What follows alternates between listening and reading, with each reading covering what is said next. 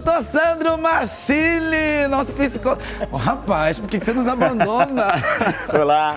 E aí, doutor Sandro? Boa tarde, bem? Prazer a todos. Prazer é todo nosso, poder te Felicidade receber. de estar aqui novamente, batendo um papo, conversando com pessoas queridas. Cara, você é muito especial no nosso programa. Você acredita obrigado. que todas as quartas-feiras o pessoal fica assim, cadê o doutor Sandro? Cadê o doutor Sandro?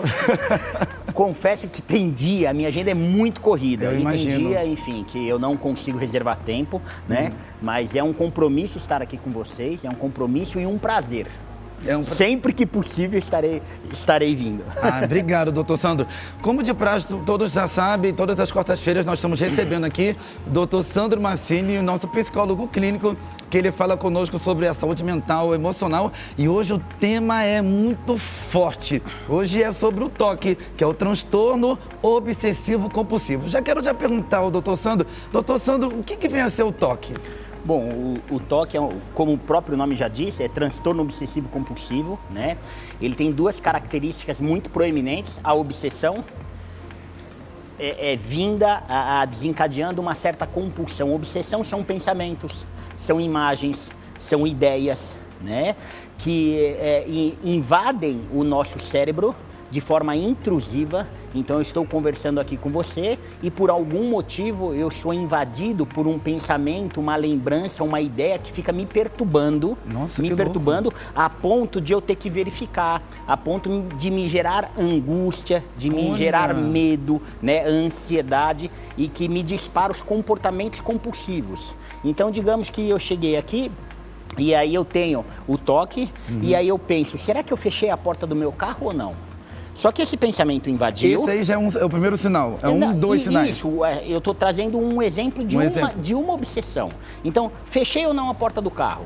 E aí eu estou aqui conversando com você, só que esse pensamento fica na minha cabeça, fechei ou não fechei, por minutos, por vezes, por hora. A ponto de me criar uma ansiedade, uma negatividade tamanha que eu tenha que levantar e lá no carro verificar se eu fechei ou não a porta, que é o comportamento. Lembra que é obsessão? Obsessão e comportamento, né? Transtorno obsessivo compulsivo, é um comportamento obsessivo. Então, neste momento, eu acabo perdendo prazos, eu acabo perdendo tempo, eu acabo impactando. Quando ele é de uma forma muito negativa, ele impacta a minha vida no dia a dia, no trabalho, na família, na escola, né?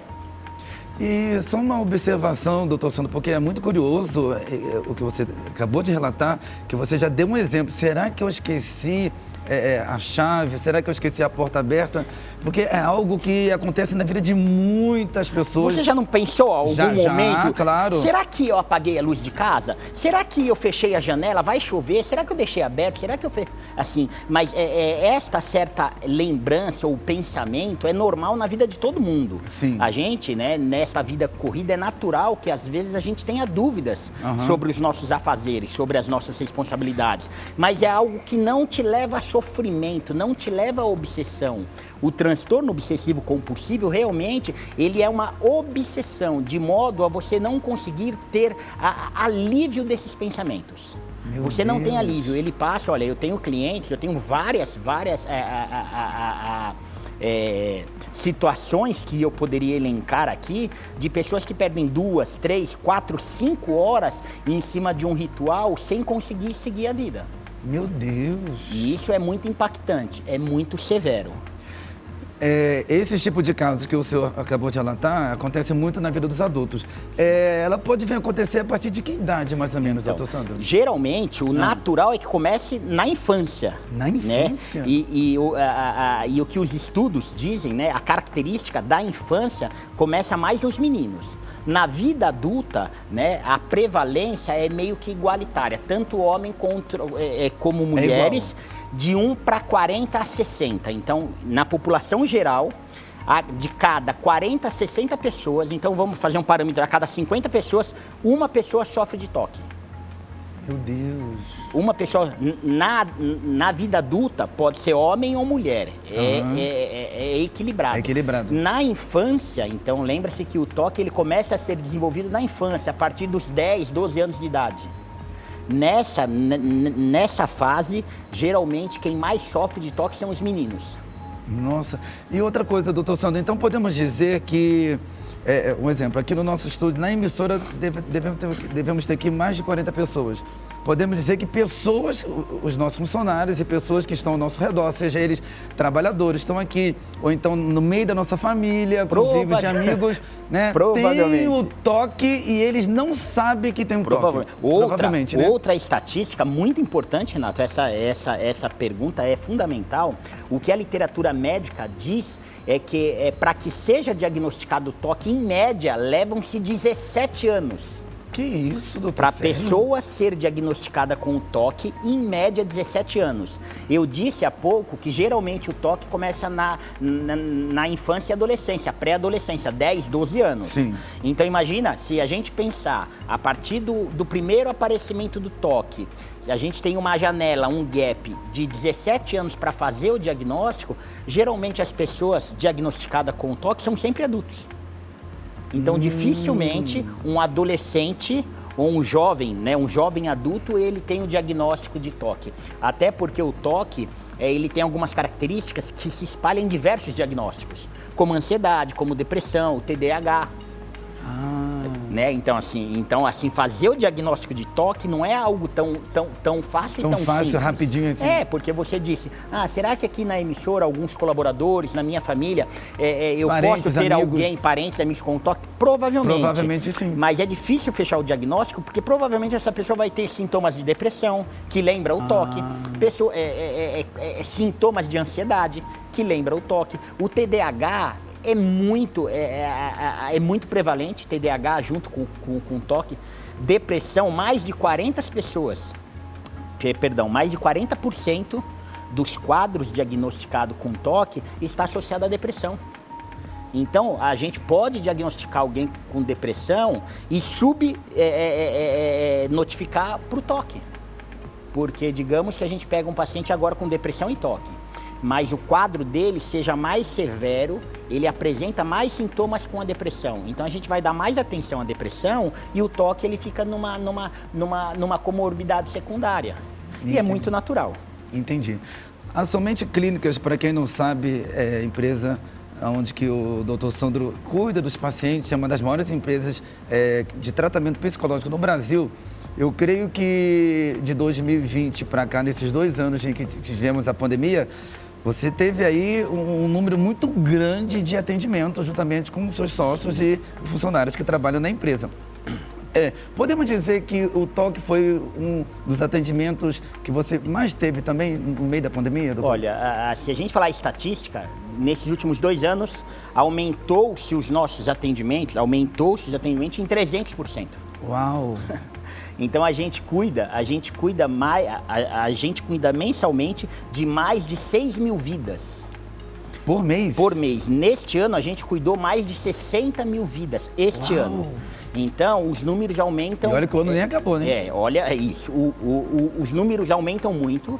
Agora, sobre a pergunta específica do toque, ele é um transtorno muito severo, mas ele é pouco preeminente na sociedade. Ele atinge aproximadamente de 1 a 2%.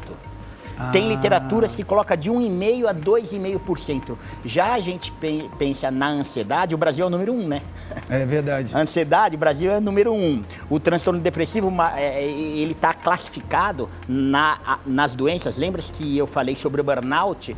A depressão é a terceira causa de afastamento para o INSS. Então hoje, no Brasil, os transtornos que mais se evidenciam é transtorno de ansiedade e transtorno depressivo. Rapaz, e podemos dizer também, doutor Sandro, que o toque, ele, sendo um dos causadores na mente da pessoa, ele vem juntando também com o lado espiritual? Olha, Porque ele deixa a mente da pessoa... Qual que é o sintoma também que ele deixa na mente da pessoa? Deixa a mente da pessoa perturbada, não é isso? Não, sim. A obsessão, ela se dá de algumas formas. Existem as obsessões de cunho religiosos? Existe. Sim. Existem as obsessões de cunho de ciúmes, de verificação, de contaminação, de simetria, de limpeza. Então, assim, são várias vertentes que a obsessão vai se fazer presente na mente de um indivíduo, né? É claro que hoje a ciência está cada vez mais tendenciando a compreender o ser humano como um ser humano global, que dentro dessa integralidade faz parte a espiritualidade. E isso é independente de religião ou credo, mas faz parte a espiritualidade. É muito grave, eu estava fazendo uma pesquisa e eu falei assim, gente, como o toque é algo que vem na mente da pessoa e vem para perturbar e deixar a pessoa, né, entre aspas, meio esclerosada, fissurada no objeto, na pessoa. E ele também, o toque, ele cria também um ar de ciúmes muito grande, até mesmo com a outra pessoa, não é isso? Não, também, assim, vai. É claro que a estrutura de personalidade, cada um desenvolve a estrutura de personalidade de uma forma. A gente sabe que todo transtorno mental, né, ele tem o cunho hereditário e genético. Mas não é só isso, a gente tem o fator social, a gente tem as nossas influências, os nossos grupos, né? Seja grupo de religião, seja grupo de amizade, seja grupo de escola, seja grupo de família. E a gente se molda de acordo com essa característica. Então, se o indivíduo ele vem de um sistema familiar disfuncional, a probabilidade de ele desenvolver qualquer transtorno é maior. Se pega uma criança que sofreu abuso na infância, se pega uma criança que foi muito carente, que foi privada de muitas coisas no decorrer do seu desenvolvimento, a probabilidade de ela vir a desenvolver um transtorno é maior. Não quer dizer que esta seja a única probabilidade. Eu volto a dizer, transtorno mental tem esfera cognitiva, psicológica, emocional, social, espiritual. É muito complexo a gente apontar uma única causa para determinar um transtorno ou outro. E a pessoa, doutor Sandro, que tem o toque, ela pode ter outros tipos de transtornos, como você já falou, né? Sim. Sim, o transtorno que mais se associa ao toque é a depressão e o TDAH, né? Mas a gente tem toque com ansiedade, a gente tem toque com o transtorno borderline, a gente tem toque, assim, é muito complexo, né? Uma coisa liga a outra. Porque os pensamentos obsessivos, né? A obsessão, ela é um pensamento de forma ininterrupta, é um pensamento que ele te invade e ele persiste. Todos os outros transtornos geram pensamento. A depressão gera pensamento de morte, de invalidez, de inutilidade, né? De incapacidade. Então, assim, gera pensamento. A diferença da depressão para o toque é que quando o pensamento invade no toque, ele não tem alívio. Ele só vai ter alívio através dos comportamentos. Por isso que é um transtorno que é obsessivo e compulsivo. Então, toda hora que eu tenho essa obsessão que me impele a fazer algo, quando eu pratico esse comportamento, alivia essa angústia. Mas ao mesmo tempo que alivia, reforça esse pensamento. E vira essa cadeia de ação e reação, e que a pessoa fica refém desse transtorno. Por isso que é fundamental fazer um bom diagnóstico, é fundamental buscar ajuda médica, é fundamental nesse transtorno usar medicações, precisa. E a terapia mais indicada para esse transtorno é a TCC, que é a terapia cognitiva comportamental. Então, além do psiquiatra, além das medicações, é necessário ter o suporte psicológico para a pessoa saber lidar com esses pensamentos e evitar esses comportamentos. Doutor Sandro, uma pergunta que me veio em mente agora. Fez que... no caso das mulheres, você disse que... E tem homens também, porque tem homens muito no sentido de compulsividade, de ciúmes absurdos. Em relação a relacionamentos, tem aquele tipo de relacionamentos que é muito abusivo. No sentido que o cara não pode, por exemplo, vamos botar da mulher para o cara não pode jogar uma bola, o cara não pode ir na rua, não pode fazer na padaria, alguma coisa. Será que determinadas mulheres, ela também possa vir a ter esse tipo de toque na vida dela e ela nunca despertou para isso? Então, independente... Por que eu falo isso? Porque todos os relacionamentos dessa pessoa, para quem observa de longe, vê que ela sempre foi assim. Então, pode ser assim, olha, pode ser uma característica, pode ser apenas se essa pessoa sofra de ciúmes patológico. Lembra que o ciúmes em excesso, né, o nome já diz, é patologia, gera um sofrimento muito grande. O ciúmes tem muito a ver... Ela tem medo de perder, chega um ponto... O ciúmes tem muito a ver com a baixa autoestima, com a insegurança, com o medo, né, com a falta de validação do ser da própria pessoa, não necessariamente ligada ao toque. Mas entendi. volto a dizer, como é um diagnóstico, né? Como todos os outros, né? Que tem vários sintomas, precisa realmente de um profissional habilitado, ok? Para fazer o diagnóstico. Mas os ciúmes não necessariamente está interligado, Não está interligado. Com a característica do toque. Da obsessividade. E eu acredito, assim, pensando em transtorno, o borderline talvez teria um ciúmes muito mais forte, muito mais de apego do que o toque. Entendi. E como o próprio doutor Sandro já comunicou para todos nós aqui nessa tarde, que isso já inicia de criança, né? Sim. Aí eu te pergunto, ele possa vir a ser hereditário, doutor? Sim, como toda doença psiquiátrica ele tem o cunho hereditário, mas como eu disse, não só hereditário, né?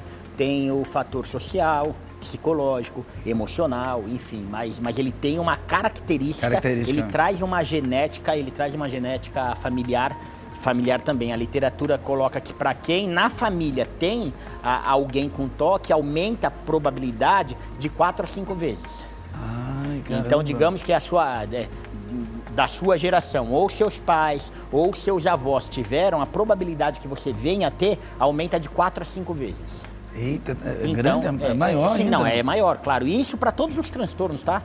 Seja o transtorno depressivo, o transtorno ansioso, assim, quem na família diretamente já tem alguém que sofre de algum transtorno, a probabilidade de eles vir a desenvolver é maior, está aumentada. Não quer dizer que ele vai ter, mas está aumentada. Entendi. Aí vem a pergunta que todos querem fazer para o doutor Sandro aqui nessa tarde. Doutor Sandro, uma vez que essa pessoa que está nos assistindo agora vá fazer os tratamentos, ou então já está fazendo tratamento, ela se pergunta, o toque tem ou não tem cura, doutor Sandro? Então, depende da gravidade, de cada um? Porque é muito específico, né? No consultório, eu posso falar um pouco da minha prática. Eu clínico há 20 anos, eu já tratei diversas pessoas com toque, ok? Que elas conseguiram amenizar o sofrimento e vivem completamente bem. Mas mantém a medicação e mantém a terapia. O que eu entendo, dependendo da gravidade do toque, a gente consegue fazer a remissão da doença, do sintoma, da sintomatologia, a gente consegue fazer essa remissão com a medicação e com a terapia, ok? Mas a pessoa necessariamente ela precisa continuar o seu acompanhamento, ela tem que se observar. Porque acontece muito também de quando a gente dá alta para o paciente, ok? Ele abandona a medicação, aí ele volta para a sua vida frenética. Muitas recaídas do toque está associado ao uso ou abuso de drogas ou de álcool. Então precisa, uma vez diagnosticado qualquer transtorno mental, a pessoa tem que entender que ela tem que ter um cuidado, né, para que com ela mesmo, perante a sociedade e as suas escolhas, para que ela não venha a estartar a doença novamente. Doutor, e se tiver, no caso, um amigo, por exemplo, você chega para mim e fala assim, Renato, estou sentindo que você tem um toque. Aí eu vou perguntar, aí eu vou chegar para você e responder, mas por que você acha que eu tenho um toque? Porque você tem uns sintomas assim, assado, e eu tenho tratado com pessoas assim. E eu, quando recebo essa palavra, eu não quero fazer tratamento, não quero fazer uso de medicação, de nada. Eu consigo ser curado do toque sozinho? Então, se for, dependendo da gravidade, tudo vai depender, todo transtorno mental, a gente vai ter que ver a gravidade e a pessoa e o indivíduo, porque a gente sabe que os sintomas, né, por isso que existem estatísticas, por isso que existe tanto o CID-11, que é o nosso código médico, e como existe o DSM-5, né? Então existe um padrão, né? Então esse padrão é normal para todo mundo. Aí a gente precisa avaliar a gravidade com que a doença te atingiu. Se for um toque severo, você realmente não tem condições. Ou você se trata, ou você vai sofrer forte impacto na sua vida. Vida laboral, familiar, social, produtiva, acadêmica, amorosa, realmente você vai sofrer de forma a não conseguir se desenvolver socialmente. Então vai precisar de ajuda. Sozinho, respondendo a sua pergunta, sozinho você não consegue. Não consegue, né? Não consegue. Então a pessoa em si tem que fazer por onde de buscar ajuda com os médicos, como já foi falado aqui pelo Dr. Sandro, psiquiatra, tomar as medicações. O Dr. Sandro já comunicou que as pessoas precisam ser tratadas. É acreditado, não deixe para amanhã o que você pode fazer hoje. Perfeito. Não fica tardando esse procedimento, porque possa vir a piorar. E lá na frente, a pessoa pode chegar a tentar um suicídio? Sim. Quando é algo muito severo, doutor? Quando a doença, quando o toque, imagina, então o toque, ele é caracterizado por uma obsessão de forma perturbadora e de forma intrusiva, que ela não dá espaço, ela não dá alívio. Dependendo dessa obsessão, volto a dizer que a obsessão tem ideias, tem pensamentos, enfim, né? Imagens. Então, dependendo dessa obsessão, ela é tamanha que a pessoa vai querer se livrar dela. Como ela não tem técnicas, ela não fez terapia, ela não toma medicamento, num quadro de desespero, ela pode pensar em suicídio para aliviar essa obsessão e esse sofrimento que ela vem sofrendo há anos. Volto a dizer que geralmente o que a literatura diz é que para diagnosticar o toque tem um gap, uma janela de 17 anos. Então imagina que a pessoa sofreu calada por 17 anos sem saber que tinha a doença, sem saber que tinha esse sofrimento. Porque o pensamento e as lembranças é normal a todo ser humano.